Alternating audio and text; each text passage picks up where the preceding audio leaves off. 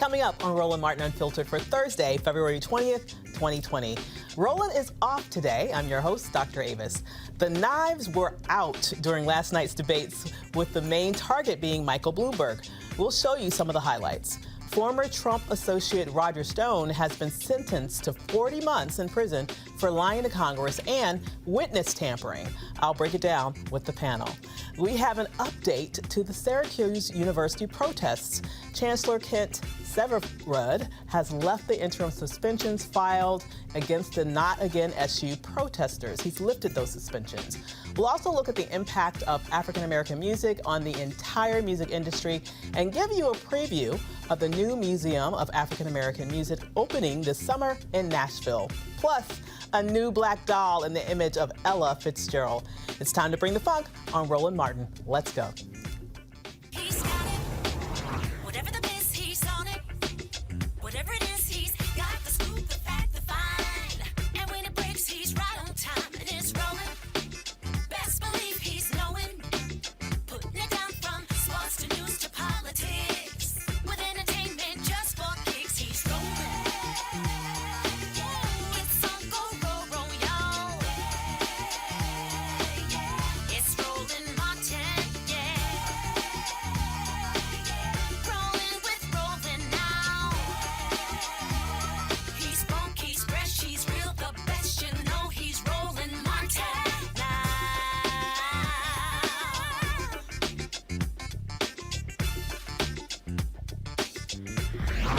Martin! Last night's Democratic presidential debate proved to be the most contentious one so far. Bloomberg made his first appearance. Biden and Warren had a lot to prove. Sanders was Sanders, and Klobuchar, well, she was Klobuchar. Here are some of the highlights. I'd like to talk about who we're running against. A billionaire who calls women fat broads and horse-faced lesbians. And no, I'm not talking about Donald Trump. I'm talking about Mayor Bloomberg. I actually welcomed Mayor Bloomberg to the stage. I thought that he shouldn't be hiding behind his TV ads. I don't think you look at Donald Trump and say, we need someone richer in the White House. Let's put forward somebody who actually lives and works in a middle-class neighborhood in an industrial Midwestern city. Let's put forward somebody who's actually a Democrat. Look. One thing that I'm really worried about, embarrassed about, was how it turned out with stop and frisk. It got out of control. And it's not whether he apologized or not, it's the policy. The policy was abhorrent, and it was, in fact, a violation of every right people have. I have no tolerance for the kind of behavior that the Me Too movement has exposed. In my foundation, the person that runs it's a woman. 70% of the people there are women. In my company, lots and lots of women have big responsibilities. They get paid exactly the same as men. And I hope you heard what his defense was. I've been nice to some women. Mr. Mayor, are you willing to release all of those women from those non-disclosure agreements so we can hear their side of the story? There's agreements between two parties that wanted to keep it quiet, and that's up to them. We are not going to beat Donald Trump with a man who has who knows how many non-disclosure agreements and the drip, drip, drip of stories of women saying they have been harassed and discriminated against. That's not what we do as Democrats. Mr. Vice President. I believe in democratic socialism for working people, not billionaires. What a wonderful country we have. The best-known socialist in the country happens to be a millionaire with 3 houses. What did I miss here? Well, you'll miss that I work in Washington, House 1. That's the first problem. Live in Burlington, House 2. That's good. And like thousands of other Vermonters, I do have a summer camp. Forgive me for that. Where is your home? Which tax haven do you have your home? New York City, thank you very much. Yeah, well, and I pay all my taxes. And I'm happy to do it because I get something for it. And Mitch McConnell, I've been the object of his affection and the president's affection. The way he's gone after me, this new Republican Party, after me, after my son, after my family. I don't need to be told I'm a friend of Mitch McConnell's. Mitch McConnell has been the biggest pain in my neck in a long, long time. And that's so what we are saying, Pete, is maybe it's a time for the working class of this country to have a little bit of power in Washington rather than your billionaire campaign contributors. All right, look, first of all, I know. And if there are a few people who make ugly remarks, who attack trade union leaders, I disown those people. They are not part of our movement. But leadership is about what you draw out of people. It's about how you inspire people to act. I have an idea of how we move can us forward. stop sexism on the internet. We could nominate a woman for candidate for President of the United States. Mayor Buttigieg really has a slogan that was thought up by his consultants to paper over a thin version of a plan that would leave millions of people unable to afford their health care. It's not a plan, it's a PowerPoint. And Amy's plan is even less. It's like a Post-it note, insert plan here. Bernie, I'm more of a Microsoft Word guy. I must say I take personal offense since Post-it notes were invented in my state. But you're staking your candidacy on your Washington experience. You're on the committee that oversees border security. You're on the committee that does trade. You're literally in part of the committee that's overseeing these things. And we're not able to speak to literally the first thing about the politics of the country to ourselves. Are you trying to say that I'm dumb, or are you mocking me here, Pete? I'm saying that you shouldn't trivialize I made that an knowledge. error. People sometimes forget names. He's basically saying that I don't have the experience to be president of the United States. I have passed over 100 bills as the lead Democrat since being in the U.S. Senate. I am the one, not you, that has won statewide in congressional district after congressional district. but let's just be clear, missing a name all by itself does not indicate that you do not understand what's going on. So on yesterday's show, Roland predicted that Elizabeth Warren would use this opportunity to get back in the game. When you're running, it's about how do I set myself apart from the other candidates. Right. You have Joe Biden, who is dependent upon large donors. You have Pete Buttigieg, who's dependent upon large donors. Again, when you look at what Sanders, how he has been able to rise, when you look at what made Elizabeth Warren, who really became a United States Senator, when you look, it was looking at Wall Street big money interests. That still resonates among lots of people. But again, the other thing I think is going to happen tonight, and this is where, again, I keep bringing up Warren for this reason. Vice President Joe Biden wrote the 1994 crime bill. Exactly. Senator Bernie Sanders, even though he spoke on the floor about the negative aspects of the crime bill, he still voted for it. Mayor Pete Buttigieg has his own issues in terms of African Americans in the police department in South Bend, Indiana. Senator Amy Klobuchar has to answer to the questions when it comes to she's prosecuted. Bloomberg, stop and frisk, redlining comments, housing, homelessness, all of that sort of stuff. Again, the one person who can go after all of them tonight on all of those issues is Warren. She's got the Indian thing and Native American nonsense going on. She drove. Yeah, but that's not. First of all, that's Who gets tested no. for being a That is not. Hold on. No.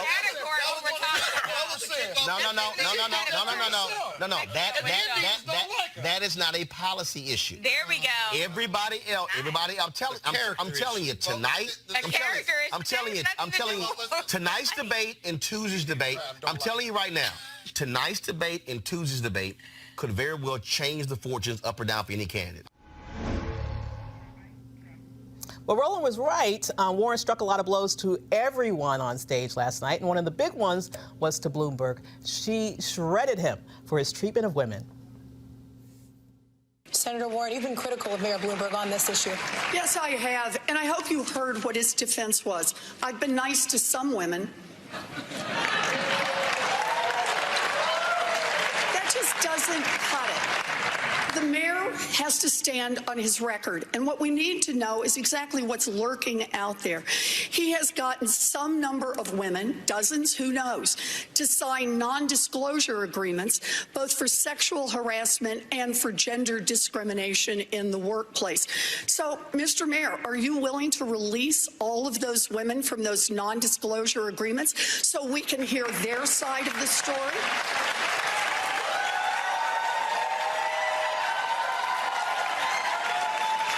We have a very few non-disclosure agreements. How many is Let me that? finish.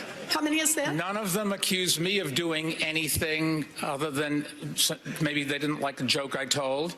And let me put, there's agreements between two parties that wanted to keep it quiet, and that's up to them. They signed those agreements, and we'll live with it. So wait, when you say it is up to, I just want to be clear. Some is how many? And when you say they signed them and they wanted them, if they wish now to speak out and tell their side of the story about what it is they allege, that's now okay with you? You're releasing them on television tonight? Senator, no. Is that right? Senator, the company and somebody else, in this case, a man or a woman, or could be more than that, they decided when they made an agreement that they wanted to keep it quiet for everybody's interest. They signed the agreements, and that's what we're going to live with. I'm sorry. No, the question is, are the women bound by being muzzled by you? And you could release them from that immediately, because understand, this is not just a question of the mayor's character. This is also a question about electability. We are not going to beat Donald Trump with a man who has who knows how many non-disclosure agreements and the drip, drip, drip of stories of women saying they have been harassed and discriminated against. That's not what we do as Democrats. So the next debate is February 25th in Charleston, South Carolina. Joining me on the panel tonight to talk about last night is Reese Colbert, Black Women's Views, and Erica Savage Wilson, host of Savage Politics podcast. So that was an interesting night, was it not, ladies? Woo, popcorn and wine now. I had a drinking game. Whoever says I'm the one. And I had Amy in mind because she is, I'm the one. Yeah, a little bit moderate. Yeah. Well, you know, and also I'm just wondering, where's your summer camps? Yeah, because I need one of those. I need a summer camp. Yeah, very I definitely need one of those. Yeah, we did. And then the other thing, too, is that, you know, the conversation is so billionaire.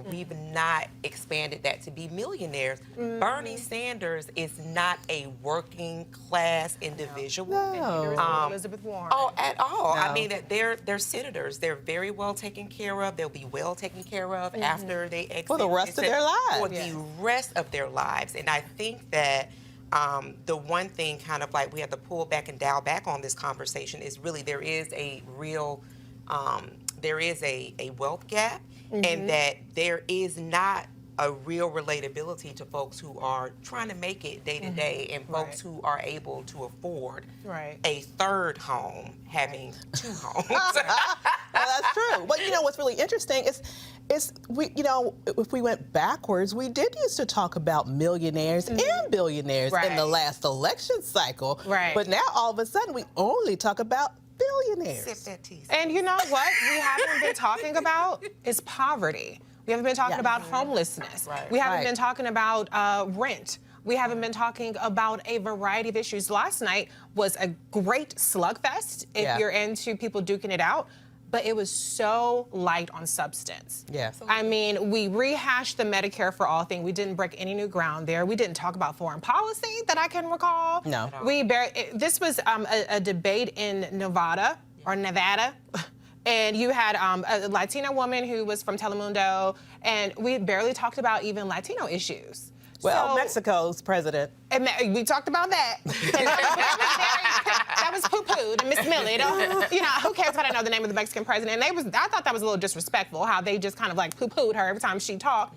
The moderators had no control whatsoever. It was just a complete shit show, just to be perfectly honest. But the thing about it is that we continue to talk less and less about substance, about what is making the Democrats better than the Republicans. Absolutely, and all that and talking about what makes the Democrats that real differentiator is that you're talking about, didn't talk about things of substance, the census 2020. Yeah. So they just started rolling out commercials this week around it. I've been to summits, but we've not had, and you're talking about poverty as well. I know the Bishop Dr. William Barber, who is a tremendous voice. Right. He is constantly on Twitter talking about the 140 million low wealth and poor folks. And as you said, like that was not brought into the conversation specifically, and homelessness is how that relates to the census. This first decennial census is going to be the first census where it is 80% digital. And so, and you're talking about those communities. We have communities that are on reservations that have P.O. boxes as addresses, things that really do impact the ways in which folks build political power. Those things were not discussed last night. And so when you talk about missing the mark, when you're talking about actually sustaining democracy along with issues, disinformation campaign. Right. You know, Trump rolled out his team, his re-election team rolled out a tweet, I believe, around, well, listen, you want to click this link so you'll be the first one, so we'll be the first ones to get counted for the census. Like, what kind of shit is that? It does not actually roll out until the middle of March, around March the 12th. There are several different phases of that. So those are the things when we're talking about a big tent party. I agree with you, absolutely receive that. Those are the things that really needs to be threaded in conversations at that level so that folks that are watching and paying attention and that are really getting involved with democracy now understand that it is important, not just hearing it from us and hearing it kind of around the table, but hearing it at that level. But it seemed to me, honestly, that everybody was in their feelings about Bloomberg. That's really what last night was about. That's what last night was about. It's about, we've been out here for God knows how long, going every damn nook and cranny and we can kind of go to trying to get votes, trying to raise money, and you're going to collude your way up in here in the last minute and just throw bags of cash. And I really feel like there was just this cathartic need to jump them last night. That's what I felt we watched. That did happen. But how many votes did they steal from Michael Bloomberg in Nevada? 0. Yeah, those 36. How many votes did they steal from Bernie Sanders in Nevada?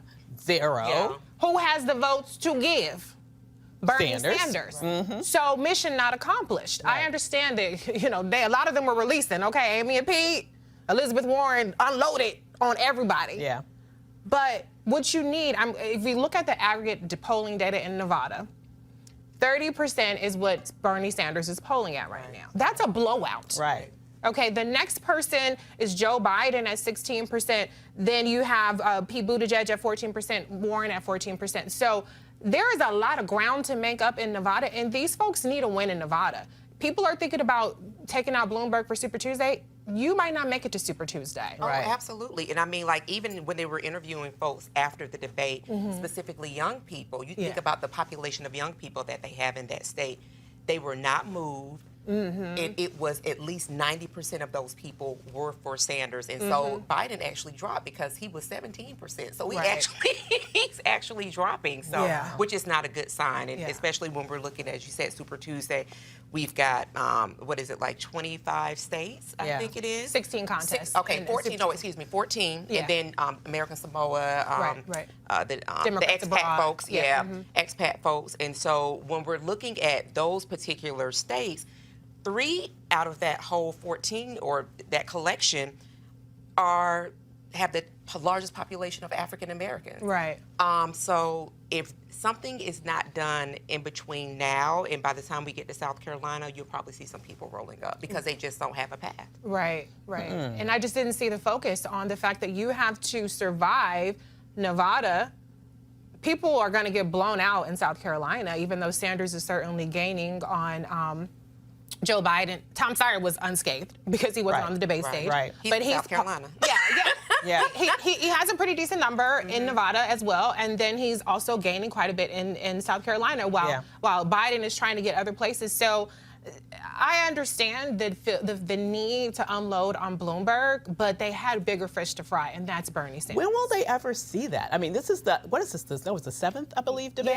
It's interesting to me that how there doesn't seem to be a very good strategy from any of them to really lay a blow. I've not seen one debate where I felt like someone really went for Bernie. How come he keeps falling under the radar? Yeah, I don't know. And then even like with Elizabeth Warren, there was something that she said, but it wasn't to him. So there's almost like this gentleman's agreement, so to speak. Oh, it's not working out well for them. For none of them. I mean, had it not been for Bloomberg pointing out, I think, what a lot of us know around Bernie Sanders not being this revolution leader that he says that he is, I mean, like, I think that may have been the first time that people were like, oh, okay, then, well, you know, there's a reason now that maybe I don't connect with Bernie in the way that I feel like I do. Yeah. But yeah, so that's kind of like, that's really concerning for me because it makes me consider, well, what is it that you all are holding out on?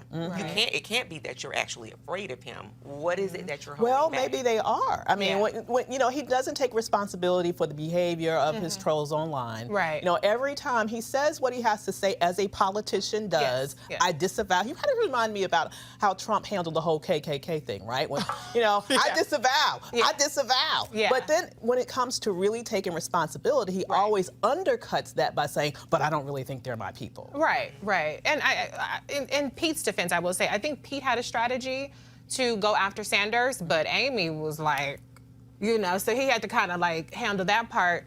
But my theory, the only thing I could think of is that, and we heard this in the last question where they talked about, should the person who wins the plurality of the votes become the nominee? And everybody was like, hell no, we need to let this process play out what it is, right? And so I think at this point, perhaps they just feel like, okay, Sanders support, you can't breach that. So they're all trying to get to second place. And they're hoping that, you know, we have a contested convention, the superdelegates are gonna bail them out, and they'll become the nominee because nobody has a first place, I'm trying to win the nomination with the most majority pledge delegate strategy on that stage. No, because, I mean, you got Pete that's going after Amy for her people, and then you've kind of got the Bloomberg and the Biden, which are kind of like the fallbacks. Right. So, yeah, it is a bit concerning. There's not really anybody that has a clear and focused message, and so I just hope people are really paying attention to that. Do you think there needs to be a backroom conversation someplace and say, some of y'all ain't got a path,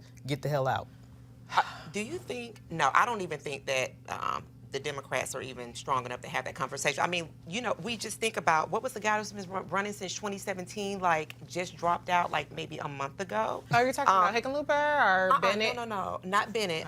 He's been running since 2017. John, just somebody who was taking up space. Delaney. So, yes, John Delaney, yeah. So, it would have been nice for that conversation to have been had, I think, a few months ago.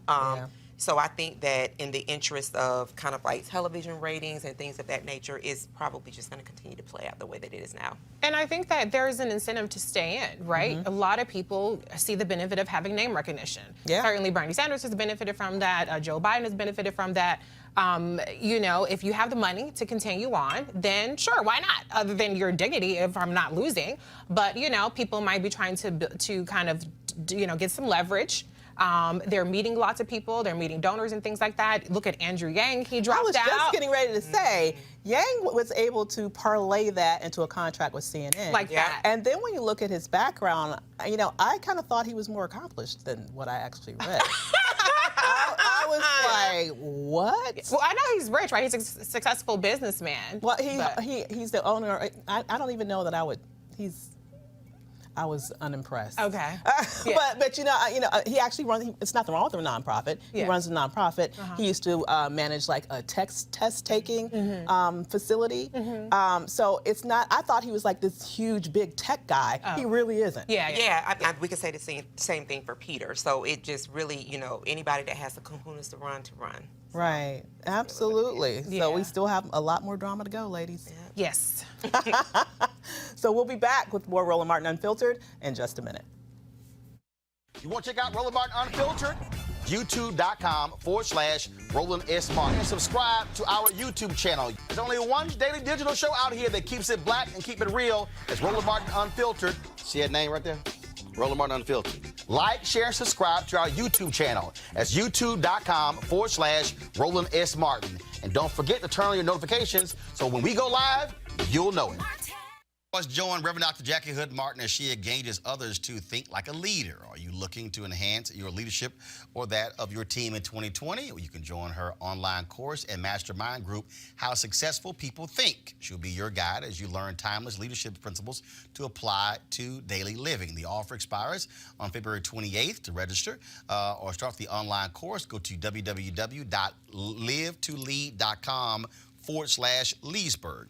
livetolead.com/Leesburg. Again, it is it's an online leadership course that you want, and it's called How Successful People Think. And so the deadline is February 28th.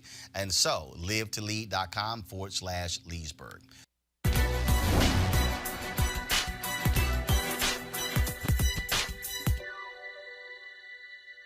You have the ability. Now apply yourself. Educator Benjamin Mays.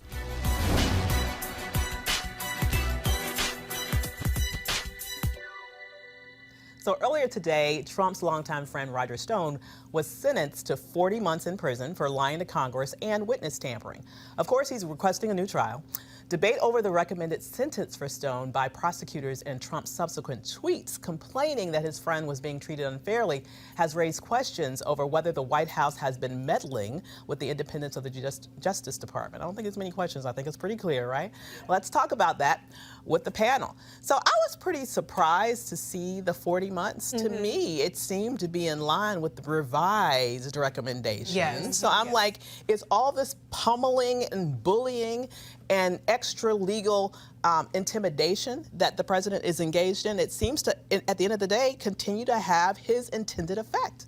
Yeah, and I thought it was interesting. I read a thread on the back and forth between, the U.S. attorney and the judge, Judge Jackson, and they step through it where, they talk about the enhancement and they go at one point at a time. And the U.S. attorney actually wasn't even protesting the the initial sentencing memo. So they stepped all the way through that up into the point to where they basically got to the original 7 to 9 years that was recommended, and then all the people resigned over because of the edited memo. But then the judge still, kind of had a little bit of mercy and this, that, and the other. And so she, to me, was always a little lighter on Stone, like even with him doing that Target social media post and things like that. Yeah. So they step through it, but I do realize that, they step through these things when it comes to these white collar, right? And these defendants. But then they always rationalize their way back down. Black men, Latino men, women, etc., we don't get that mercy and that grace. We don't get that provisions. And so that's what I think it just highlights, again, the fact that we have two separate justice systems. Absolutely. Yeah. And highlights privilege, too. And just thinking about who the Attorney General is, the top cop, William Barr. William Barr is arguably a person who has definitely championed Trump's agenda.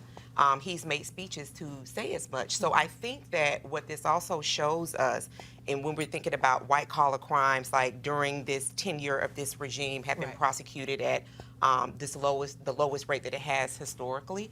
When we look at all of that and we think about criminal justice reform, and we're thinking about the First Step Act, anything that this regime does is to benefit them. When you think about the clemency, all of the people that were pardoned, and think about the number of people who inflicted harm through white-collar crime. And so they're, kind of like the framing of this, or it looks like, or it could be like, hell no, this is what it is. Trump is using his bully pulpit to benefit him, his friends, and those people that fit the profile, which are largely white men, to accomplish whatever it is that he wants to accomplish. Absolutely. He's letting out all of these people who were found guilty of corruption. Yeah. But I thought he was this big corruption fighter. What happened?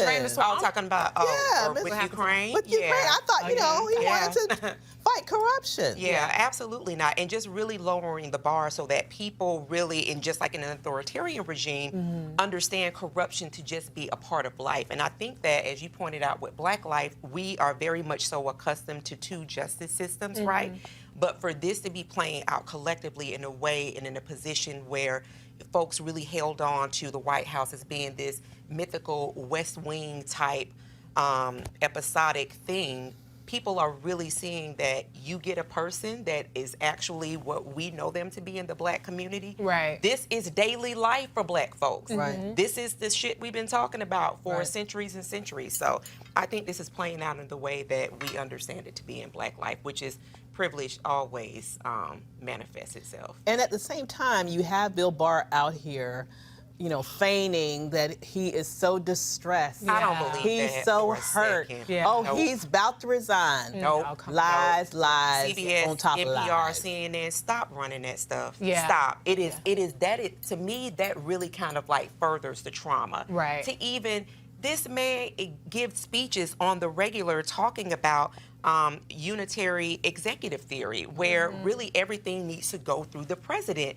He is in lockstep. Mitch McConnell, Trump, and all of the Republicans are in lockstep with ensuring that white power does stay in power. Right. So the media really too is done such a piss poor job, and to further inflame, to make it seem as though he is somehow apologetic about what's happening. Yeah. Please, you made it happen, bro. Yeah. And I think the media they cannot help themselves. They have to try to instantly rehabilitate Republicans, in particular Trump administration officials. They're trying to make John Bolton out to be a hero. Yeah. You know, when he could have testified to Congress, but he's out shilling his book. Right. You know, and so they always have that inclination to try to give them benefit of the doubt, you know, during the impeachment on background. Oh, these Republicans really think that he's guilty and this, that, and the other. Stop, like you said, stop doing it. Right. It's complete bullshit. We're sick of hearing it. Hold people accountable. If you want to resign, guess what? Do what the other attorneys did and resign. Right. But you groveled, William Barr groveled for that job. He advocated for that job, and he is implementing his white nationalist agenda. That trumps tweets, okay? Yeah. So he's not unnerved by that when he gets to sit up there and continue to be a part of a Department of Justice that cages kids, that mistreats immigrants, and he has this new war on drugs that people aren't even talking about. Right. You know? Yeah. So he's implementing his agenda, and all this other stuff is just misdirection so that we aren't paying attention to that. I'm not buying it for 1 second. Absolutely, and this is the same attorneys general that is going after Black women prosecutors. You're talking about your Gardners in St. Louis. You're talking about your Foxes. You're talking about Marilyn Mosby. You're talking about Rachel Collins. You're talking about all of these people who are progressive folks, who are states attorneys generals, who are circuit attorneys that are really doing the justice of not necessarily locking people up, but especially Black and brown folks that are impacted by these racist policies, to offer some type of restorative justice, to offer rehabilitation instead of jail sentences. And then you're talking about the same person that has this mandate of ICE trucks, military-style trucks. You know, I'm a veteran. There is no need for a tank to be in the streets. Military-style trucks rolling out in sanctuary cities to inflict terror on folks that are not documented Americans. So I agree, like Reese, there's no way in hell that he feels bad about anything that Trump's doing, and for the press and media to continue to cover it as such and to not even call into question who this person is, what he represents, what he's been in lockstep with, is really doing an injustice. It is. And I'm wondering how, this is what makes the election to me so high stakes for me. Because if he's doing all this now, can you imagine what it'd be like if he won another term? Yeah. He doesn't have to worry about re-election ever again? Yeah. I don't think he's worried about it right now, to be honest with you. I mean, where's Lindsey Graham in calling Bill Barr's ass in there and saying you need to testify and you need to explain why you had high-level officials resign? Why you have obstruction of justice that's happening on Twitter? Why are you personally intervening in investigations? He didn't have the balls to answer that question when Kamala Harris asked him about it. Bring him back in there and make him answer these questions. What he knows is that right now, the congressional branch, which is, you know, at least the Senate is run by Republicans, has abdicated their constitutional responsibility. So he can do whatever the hell he wants to do. Right. Even right now. Yep. Well, I think March 31st, he has to go in and answer some questions, so we'll see what's happening right now. But I believe that really was the impetus for the Kabuki theater that we're watching right now. He's trying to lay a groundwork so he can say, well, look, I'm trying to do my job. Yeah, right. So there's an update to the story we've been telling you about out of Syracuse University. Students have been protesting the university's handling of over 26 racist, anti-Semitic, and bias-related incidents that have occurred at or near the school since early November. The protesters began occupying one of the buildings on campus on Monday. School officials placed more than 30 #NotAgainSU organizers under interim suspension on Tuesday morning for remaining in the building past closing, allegedly violating the campus disruption policy. 23 students were protesting in the building as of Wednesday. Also on Wednesday, Chancellor Kent Severud lifted the interim suspensions filed against protesters, saying, "These students are afraid they will be arrested, and I am not going to let students be arrested and forced out." So where do we go from here?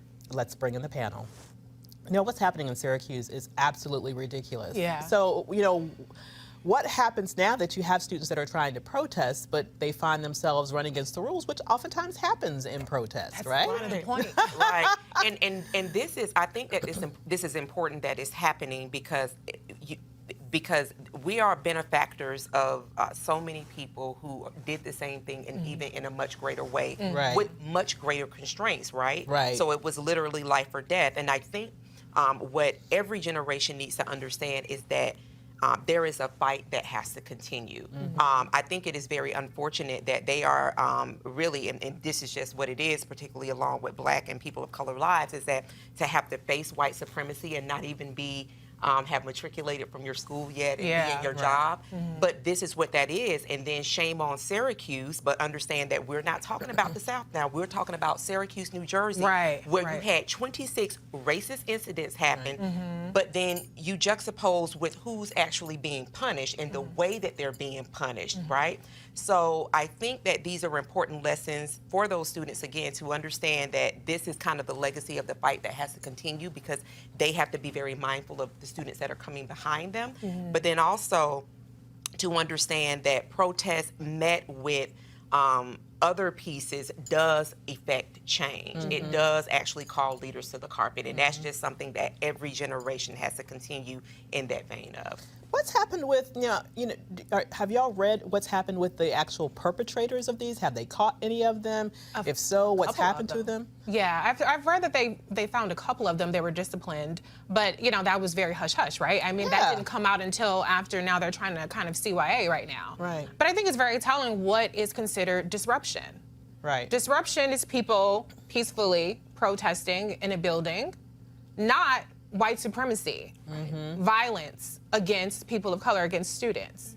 That is not an environment that any student should be subjected to, period. Right. But that's not disruptive enough for the people that think that you need to write tickets and you need to, suspend people and all this other kind of stuff. And I think that the chancellor did kind of the right thing, because he was like, well, for now, I will lift these suspensions. For now, I'll use my discretion. That is not an unequivocal message of support with these students. Right. That is not an unequivocal message of support of we're going to make these changes, these tangible changes right now. So he needs to be held even more accountable. This is kind of like lip service right now. It's like putting a Band-Aid on it, probably hoping that things will go away.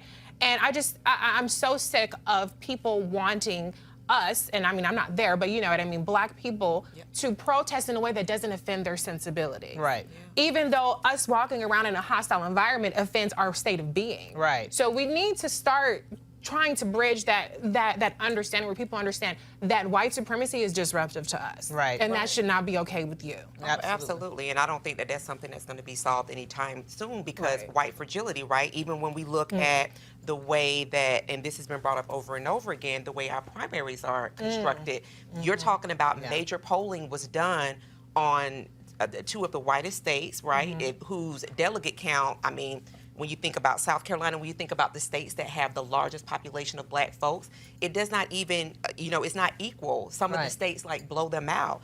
And so it is that white fragility. It is making sure that things are tailored around whiteness and white sensitivity.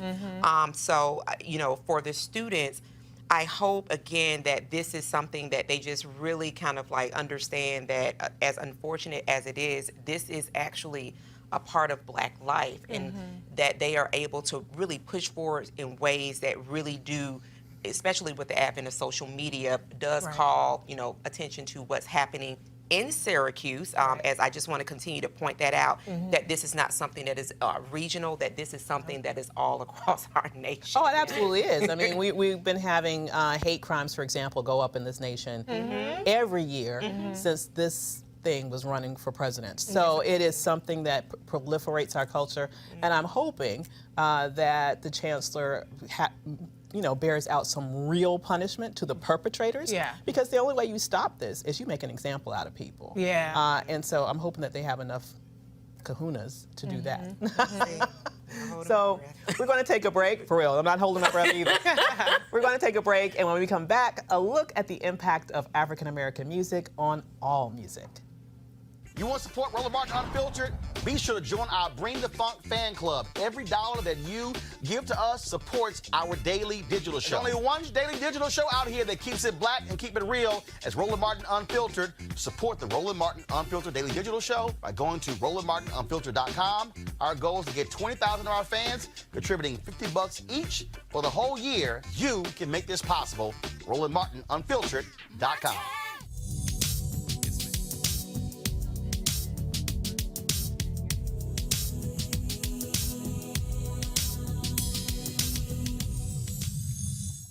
I'm Greg Carr, teach at Howard University, and today, for Black History Month, I'm going to be reading a poem by the first African American to serve as Poet Laureate for the Library of Congress, the great Robert Hayden. The poem, Renegade, Renegade. Runs, falls, rises, stumbles on from darkness into darkness, and the darkness thicketed with the shapes of terror, and the hunters pursuing, and the hounds pursuing, and the night cold, and the night long, and the river to cross, and the jack-o'-lanterns beckoning, and blackness ahead, and when shall I reach that somewhere morning and keep on going, and never turn back, and keep on going? Renegade, renegade, renegade. Many thousands rise and go. Many thousands crossing over old mythic north, old star-shaped yonder Bible city. Some go weeping and some rejoicing, some in coffins and some in carriages, some in silks and some in shackles. Rise and go and fare you well. No more auction block for me. No more driver's lash for me. If you see my Pompey, 30 years of age, new breeches, plain stockings, Negro shoes. If you see my Anna, likely young mulatto branded E on the right cheek, Aura on the left, catch them if you can and notify a subscriber. Catch them if you can, but it won't be easy. They'll dart underground when you try to catch them. Plunge into quicksand, whirlpools, mazes. They'll turn into scorpions when you try to catch them. And before I'll be a slave, I'll be buried in my grave. North Star and Bonanza Gold, I'm bound for freedom, freedom bound, and oh, Louisiana, don't you cry for me. Renegade, renegade, rises from their anguish and their power, Harriet Tubman, woman of earth, whip-scarred, a summoning, a shining, mean to be free. And this was the way of it, brethren. Brethren, way we journeyed from Cape to Can. Moon so bright, no place to hide, to cry up and the paddle rollers riding. Hound dogs belling in the bladed air, and fear starts a mumbling. Never make it, we'll never make it. Hush that now. And she's turned upon us, leveled pistol, glinting in the moonlight. Dead folks can't jaybird talk, she says. You keep on going now, or you die.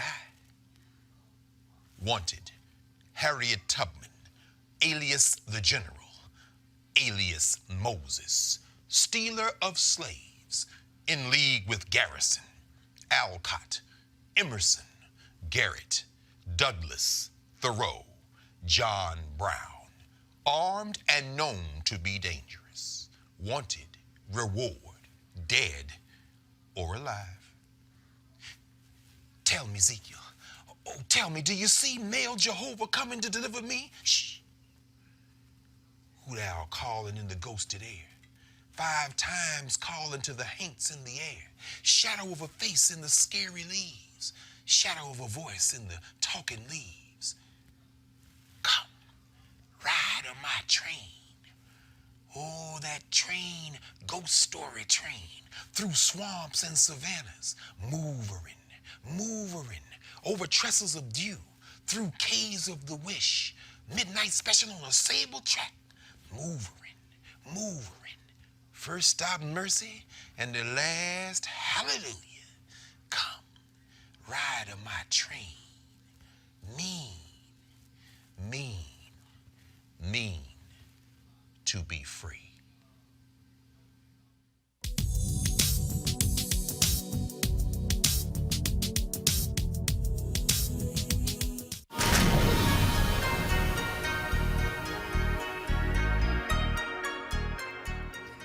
There's no question that African American music has impacted every other form of music in America. Thanks to the National Museum of African American Music, scheduled to open in Nashville this summer, music lovers everywhere will be able to trace the history of African Americans' contributions to musical genres spanning generations. Everything from spirituals and gospel to blues and jazz to R&B and hip hop.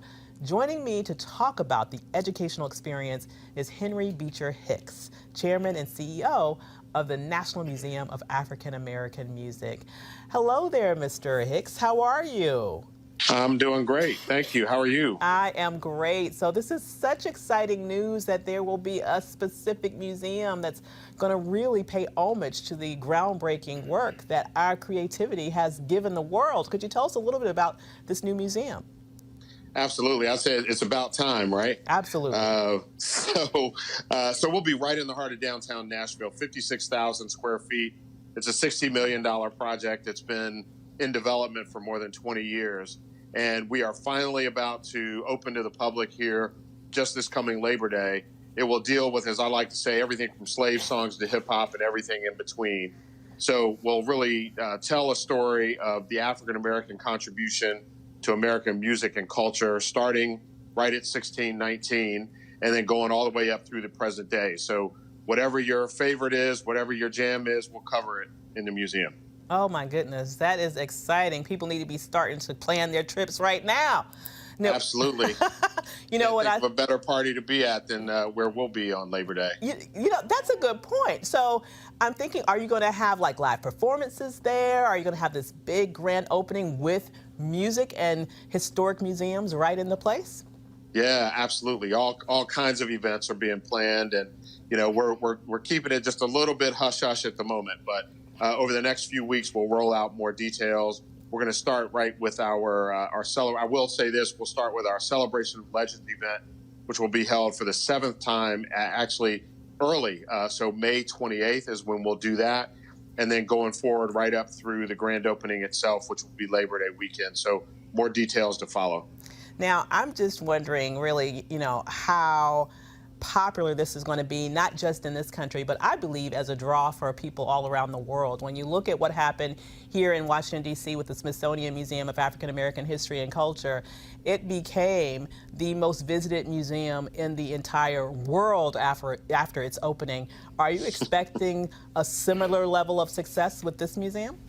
Well, we certainly hope so. I mean, it's really difficult to predict exactly how many people and how popular it will be. What I will say is that last year, 16 million people visited Nashville, and we really think that this museum will be a big addition to the tourism scene.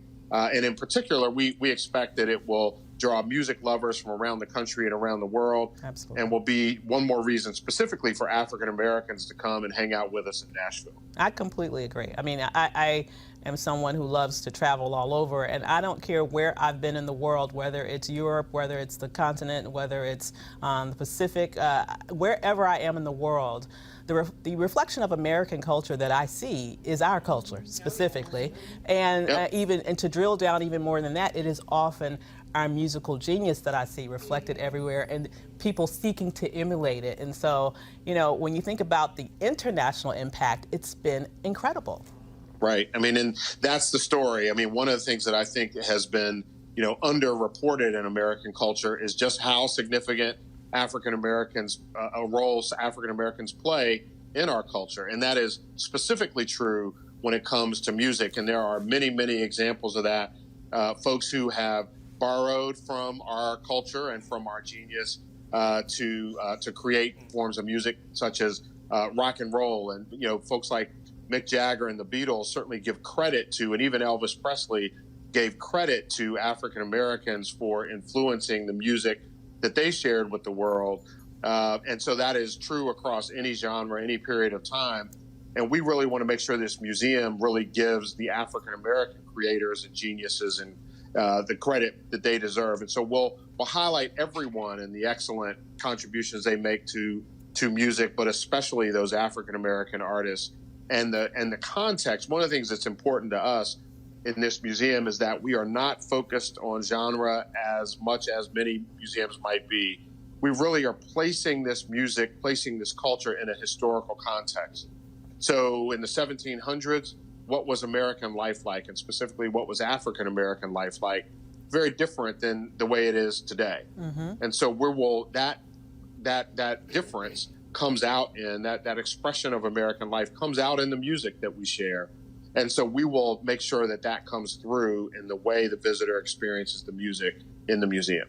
Oh, that is awesome. Are there going to be like some hands-on exhibits? Like, can I try to sing when I'm there? You can. In fact, we're expecting that you will and that you'll do great. Yes, there'll be more than 20 interactives through the museum. So we're really trying to make this a modern expression of a museum, a place where, I hope that families of all ages will want to come and to share in the experience of music, but also a place where young people will want to come and just hang out, not just when mom or dad brings them to the museum, but where they want to come and hang out and learn and listen and play and have a good time.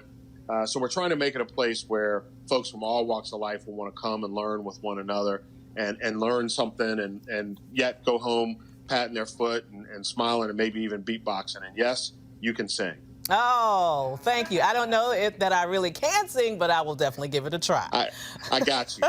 I'm your backup. As long as you got some auto-tune in there, a sister's good, okay? I got you.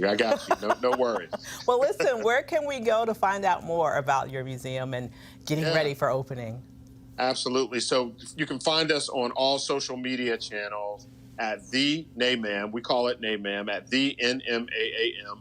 And then you can go to the web at blackmusicmuseum.org, blackmusicmuseum.org, and you can find out all kinds of stuff. And over the next few weeks, we'll be releasing more and more details about exactly what that grand opening will look like. Memberships are available. We're doing all kinds of educational programming around the city of Nashville and around the country. And so folks can kind of plug in, see what's going on, and we'll keep you updated. That sounds great. Thanks so much for joining us, and congratulations. Thank you so much. Look forward to seeing you in Nashville. Absolutely. Oh, my goodness. That sounds like so much fun. Yeah, it does. And I'm wondering what the community response is like, with particularly when you're talking about a community like Nashville that's really known. People think about music. Yeah. But, and then, too, to add to that, it really evokes a level of pride because I'm thinking about how people will be able to walk into our experience and see the gentrification in this way. So much of what, and you all talked about it in the interview, so much of what is emulated in different cultures is from the original. And I just always hold true that Black folks are original. We are everything and we are eternal. And so to be able to experience that and have our story told in such an eloquent and profound way, that for me, for the imprint to be on our children and especially as a reminder for our elders that hold this history, I think that is going to be game changing. Absolutely. Yeah. It actually reminds me a lot of the, the National Museum of African American History and Culture, the Smithsonian, the Blacksonian. They have a really amazing exhibit on Black music, and it's not as, well known that that's there because everybody focuses on the History Gallery. So when I looked at that video, I was like, oh my God, this is like that on steroids, So that is incredibly exciting. I love the interactive part of it. And I also appreciate how he said it's not so much genre-based because, sometimes people can be like, all right, well, that's not really my thing. I'm just going to tune that out. I'm going to focus on this genre. But going through the historic aspects of it and how it shaped Black life and American culture I think that's a really huge part of why that's going to be really amazing. Absolutely. I mean, when he talked about going back to the 1700s, the one thing I started thinking about is having gone to the slave castles. Yeah. And I thought about lining hymns and how our ancestors, took those words and they used it as a way to really push forward. Like on the other side of those words were not freedom for them, but it was a way of really encouraging and connecting and just really passing on something that's very powerful that all these, years later, there are folks, there are churches, there are places of worship that still hold those traditions very, very strong and true. So, Absolutely. Yeah. And when you think about our creativity, God. I mean, really, there are no people on the planet that are more creative and innovative than we are. And music is one of those ways that over and over and over again, we have been the groundbreakers, developing developing entirely new genres that the rest of the world eventually comes to try to mimic. It's just incredible to be able to have that history all sort of put together in one place. Yeah, absolutely. And it's not lost on me either the irony that, Nashville is known more for country music. So I like that it's bringing another little flavor to Nashville. It's like, okay, Black music is here, people. So let's go on ahead and represent. Yeah, because we're innovators in that space too. Absolutely. That's very true. Absolutely. And it didn't start with Lil Nas or whatever his name is. Lil Nas X. It did not. It did not. It did not start with him. And finally, there was a time when it was rare for little Black girls to see dolls that looked like them. Those times are changing. Barbie is releasing an Ella Fitzgerald doll. She follows Rosa Parks and hidden figure Katherine Johnson. The doll is part of the Inspiring Women series. Good job, Barbie. So that concludes today's Roland Martin Unfiltered. I hope you enjoyed the show. Be sure to tune in again tomorrow when Roland will broadcast from Los Angeles, where he's attending the NAACP Image Awards. Until then, I'm Dr. Avis. Have a great evening, and I'll see you next time. Holla!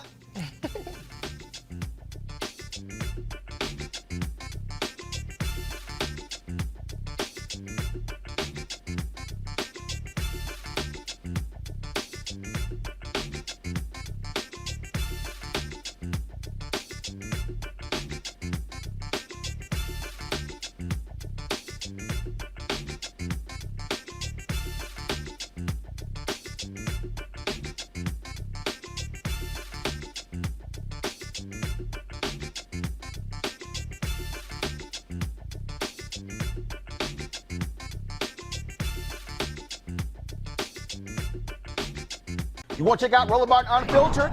YouTube.com/Roland S. Martin. And subscribe to our YouTube channel. There's only one daily digital show out here that keeps it black and keep it real. It's Roland Martin Unfiltered. See that name right there? Roland Martin Unfiltered. Like, share, and subscribe to our YouTube channel. That's YouTube.com/Roland S. Martin. And don't forget to turn on your notifications so when we go live, you'll know it. Hey everybody, this is Sherry Shepherd. You're watching Roland Martin Unfiltered, and while he's doing Unfiltered, I'm practicing the wobble. Yes, I am. Because Roland Martin's the one, he will do it backwards, he will do it on the side. He messes everybody up when he gets into the wobble, because he doesn't know how to do it, so he does it backwards. And it just messes me up every single time. So, I'm working on it. I got it. You got Roland Martin. Hi, my name is LaToya Luckett, and you're watching Roland Martin Unfiltered. What's going on, everybody? It's your boy Mac Wiles, and you are watching Roland Martin Unfiltered. What's up, y'all? It's Ryan Destiny, and you're watching Roland Martin Unfiltered. What up, Lana Well, and you are watching Roland Martin Unfiltered.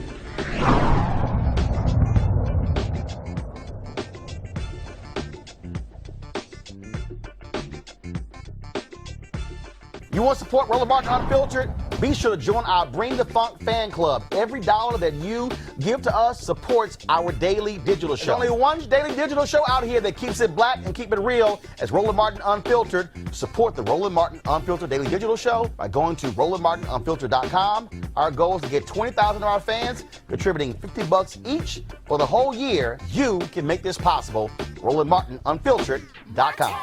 Hey fam, want to check out Roland Martin Unfiltered, the blackest show on all of digital, cable, and broadcast. Check out our audio podcast. There's only one daily digital show out here that keeps it black and keep it real. It's Roland Martin Unfiltered. Press play.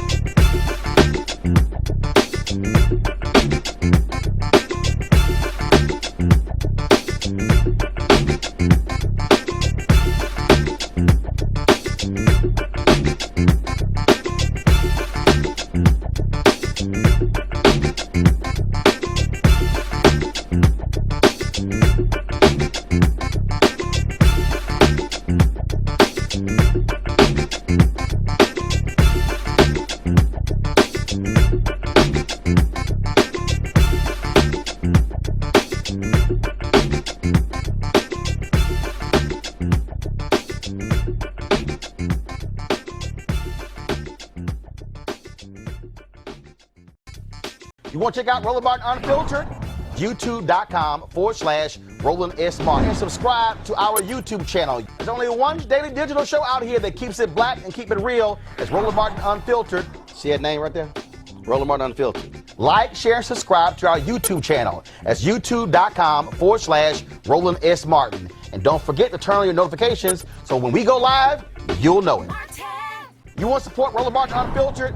Be sure to join our Bring the Funk fan club. Every dollar that you give to us supports our daily digital show. There's only one daily digital show out here that keeps it black and keep it real. It's Roland Martin Unfiltered. Support the Roland Martin Unfiltered daily digital show by going to RolandMartinUnfiltered.com. Our goal is to get 20,000 of our fans contributing $50 each for the whole year. You can make this possible. RolandMartinUnfiltered.com. This is Diala Riddle, and you're watching Roland Martin Unfiltered. Stay woke. This is Director X, the director of Superfly on the red carpet, or the black carpet, and you're watching Roland Martin Unfiltered. Yo, what up, y'all? This is Jay Ellis, and you're watching Roland Martin Unfiltered. Hi, I'm Chaley Rose, and you're watching Roland Martin Unfiltered. I'm Lex Scott Davis, and you are watching Roland Martin Unfiltered. Hey, what's up, y'all? It's your boy Jacob Lattimore, and you're now watching Roland Martin right now.